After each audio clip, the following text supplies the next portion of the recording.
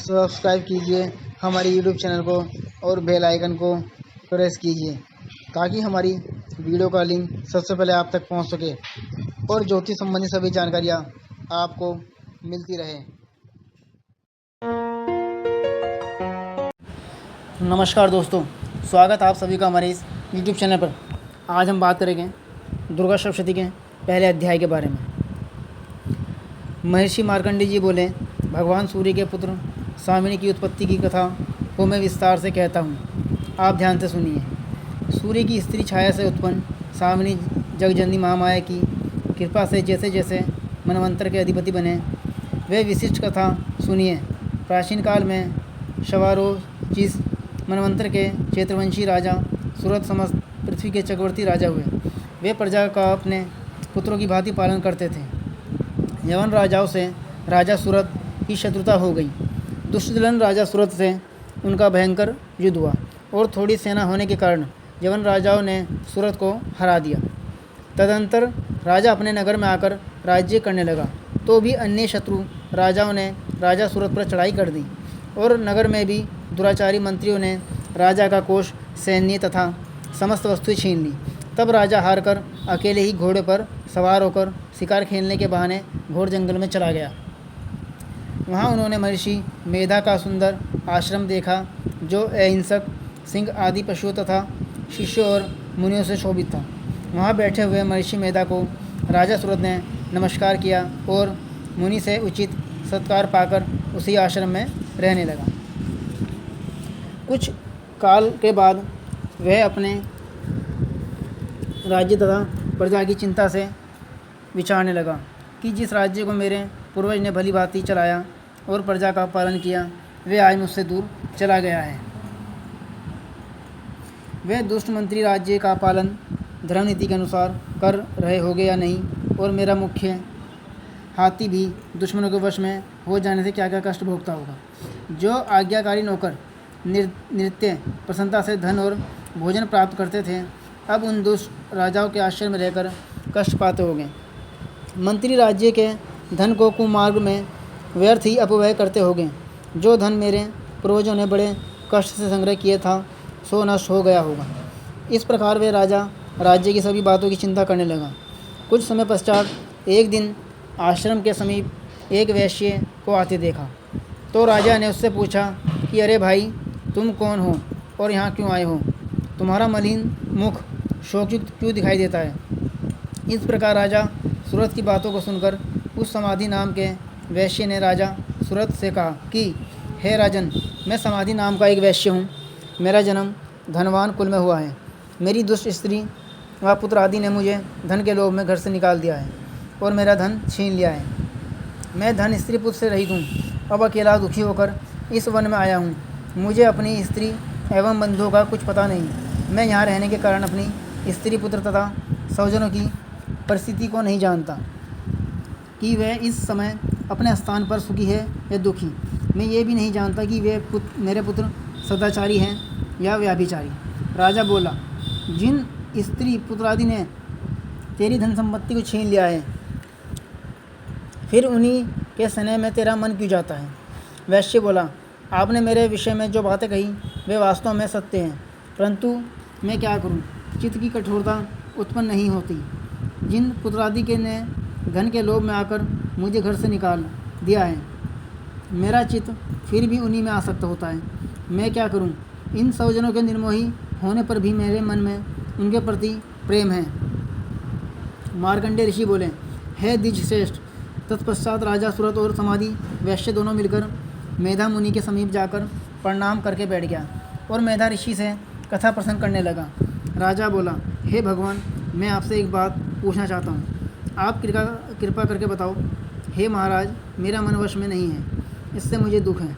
गए हुए राज्य तथा अन्य सभी स्त्री पुत्र बांधवों की ममता मुझे अभी तक नहीं मनी हुई। हे मुनि श्रेष्ठ, ये जानते हुए कि मेरा स्नेह उनसे अज्ञानों की भांति विशेष बढ़ता जाता है और इस समाधि वैश्य को इसके स्त्री पुत्र आदि ने त्याग दिया है तथा इसे घर से बाहर निकाल दिया है, ये भी उनमें अत्यंत आसक्त रहता है।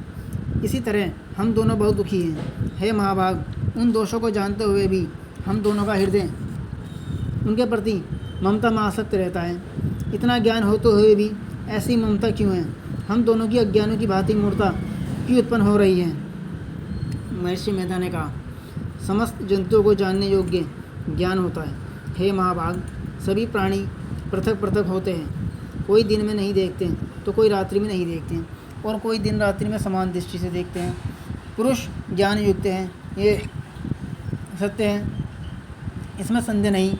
केवल इसमें ही नहीं, सभी पशु पक्षी मृगादि में भी मनुष्य की भांति ही ज्ञान होता है।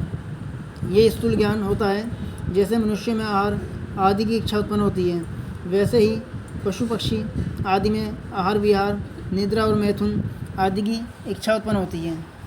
ज्ञान होने पर भी पक्षियों को देखो, भूखे होने पर भी ममतावश अपने बच्चों को चोंच में सेने से चुग्गा देकर प्रसन्न होते हैं। हे राजन, मनुष्य भी अपने पुत्र पौत्रों से इसी भांति बर्ताव करते हैं। वे पालन पोषण इस इच्छा से करते हैं कि जब हमारी वृद्धावस्था आएगी तब हमारा पालन पोषण वे करेंगे। क्या तुम ये नहीं देखते हैं कि पुत्र आदि उनका भरण पोषण ना भी करें तो भी माता पिता तो करते ही हैं, क्योंकि विश्व की स्थिति को रखने वाली महामाया के प्रभाव से वे मोह के गड्ढे में डाल दिए गए हैं। इसमें कोई आश्चर्य नहीं है, क्योंकि ये भगवान विष्णु की योग निद्रा है जिससे संसार मोहित हो जाता है। ये भगवान की महामाया है। वे भगवती देवी बड़े बड़े ज्ञानी की चित्त को जबरदस्ती खींचकर मोह में डाल देती है। इस देवी ने ही चराचर विश्व को उत्पन्न किया है और ये देवी प्रसन्न होकर भक्तों को वरदान देती है जिससे मुक्ति मिलती है। वही मुक्ति की परम हेतु सनातनी ब्रह्म ज्ञान स्वरूपा विद्या है। राजा बोला, हे भगवान, आप जिसे महामाया कहते हैं वे कौन सी देवी हैं? वे देवी कैसे उत्पन्न हुई और उसका कार्य क्या है? उसका स्वभाव, स्वरूप, उत्पत्ति आदि के विषय में मैं सुनना चाहता हूँ। सो आप सभी वृत्तांत मुझे सुनाइए। ऋषि ने कहा, वे देवी नित्य हैं और चराचर में व्याप्त है, तथापि उसकी उत्पत्ति अनेक भांति से है। उस कथा को तुम मुझसे सुनो। ये भगवती देवताओं के कार्य सिद्ध के लिए उत्पन्न होती है और एक जन्मा होकर उत्पन्ना कहलाती है। जब भगवान विष्णु संपूर्ण विश्व को त्याग अनंत में जल करके योग निद्रा में शेष सैया पर शयन कर रहे थे, उस समय विख्यात मधु और केटव नाम के दो घोर असुर भगवान विष्णु के कान में मेल से पैदा होकर ब्रह्मा जी को मारने को तैयार हुए। ब्रह्मा जी विष्णु भगवान के नाभि कमल पर स्थित थे। उन दोनों भयंकर असुरों को मारने को आते देख और भगवान विष्णु को सोता हुआ देखकर ब्रह्मा जी योग निद्रा की प्रसन्नता एकाग्रमण की स्तुति करने लगे, जिससे कि भगवान विष्णु के नेतृत्व से भगवती योग माया अपना प्रभाव हटा लें और भगवान जाग पड़े। वे योग माया विश्वेश्वरी जगत माता स्थिति एवं संहार करने वाली भगवान विष्णु की अतुल तेज वाली निद्रा स्वरूपा अनुपम शक्ति है। ब्रह्मा जी बोले, हे महामाया, तुम स्वाहा देवताओं को पालने वाली हो, तुम सवधा पितरेश्वरों का पोषण करने वाली हो, तुम ही वषटकार सवर इंद्र को यज्ञ का हिस्सा पहुँचाने वाली हो, अमृत भी तुम ही हो, अक्षरों में सवर तुम ही हो तथा नित्य आदरी मात्रा व्यंजन तुम ही हो। हे देवी, तुम ही संध्या सावित्री और संसार की जननी हो, और हे मातेश्वरी, विश्व को उत्पन्न पालन और संहार करने वाली आप ही हो। आप ही महाविद्या महादेवी महासुरी हो। आप ही समस्त चराचर के तीन गुणों सतु रज तम को उत्पन्न करने वाली प्रकृति हो। आप ही कालरात्रि हो। आप ही खड़ग शूल घोर गदा चक्र शंख धनुष बाण भूषुंडी परिग्ध आदि अस्त्र शस्त्रों को धारण करने वाली हो। हे देवी, आप ही सौम्यता हो तथा संसार में आप ही अति सुंदर हो, पर तथा अपरों में श्रेष्ठ आप ही परमेश्वरी हो। आप इस विश्व की रचना और पालन संहार करते हैं, उस भगवान विष्णु को आपने अपनी निद्रा के वश में कर लिया है। फिर भला बताइए कि कौन आपकी प्रार्थना करने में समर्थ है, जबकि आपने भगवान विष्णु, ईशान, शंकर तथा मुझसे ये शरीर ग्रहण कर लिया है। आप तो अपने प्रभाव से स्वयं प्रकाशित हो। मधु तथा केटव नाम के इन महादुष्टों को आप मोह लीजिए और विश्वपति भगवान विष्णु को जगाइए। इन दोनों महासुरों का संहार करने के लिए भगवान को बुद्धि दीजिए। ऋषि बोले, इस प्रकार जब ब्रह्मा जी ने मधु और केटव असुरों के संहार के लिए तथा भगवान विष्णु को जगाने के लिए तामसी देवी की प्रार्थना की, तो उसी समय भगवान विष्णु के नयन, मुख, नाक, भुजा, हृदय और वर्षा स्थल से निकलकर अव्यक्त योग माया उपस्थित हो गई और योग निद्रा से भगवान जाग गए। तदंतर भगवान विष्णु ने उन पराक्रमी वीर्यवान मधु और केटव असुरों को देखा जिनकी ब्रह्मा जी को खाने के लिए आंखें लाल हो रही थी। तब भगवान विष्णु ने शेष सैया से उठकर उन असुरों से 5000 वर्ष तक बाहुयुद्ध किया। अति बलशाली उन्मत्त दोनों असुरों को महामाया ने मोहित कर रखा था। अतः दुष्टों ने भगवान से कहा कि आप हमसे वर मांगो। भगवान ने कहा, यदि तुम मुझ पर प्रसन्न हो तो मेरे हाथों तुम्हारी मृत्यु हो, मैं तो केवल यही वर मांगता हूँ। ऋषि ने कहा, इस बात की जब भगवान ने वरदान मांग लिया तो वह भगवान से कहने लगे, हमें सर्वत्र जल ही जल दिखाई देता है, इसलिए हे भगवान हमारा वध उस स्थान पर कीजिए जिस जगह पर जल ना हो। ऋषि मेधा ने कहा। तब भगवान शिव ने शंख चक्र और गदा धारण किए हुए और उन्हें तथास्तु कहा और दोनों के सिर पर अपनी जांघों पर रखकर चक्र से काट दिए। इस प्रकार ये महामाया देवी श्री ब्रह्मा जी की प्रार्थना करने पर स्वयं उत्पन्न हुई है। हे राजन, मैं अब इसके प्रभाव को बताता हूँ, आप ध्यान से सुनो। तो दोस्तों, ये था पहला अध्याय जो कि मैंने आपको आज बताया। ऐसा ही हम सभी अध्याय की वीडियो अपलोड करेंगे। हमारी और वीडियो आगे भी आप लोगों के लिए ऐसे आती रहेगी। आप हमारे चैनल को सब्सक्राइब करें, उसको शेयर भी कर दें वीडियो को, ताकि वो लोग भी इससे जुड़ी हुई जानकारी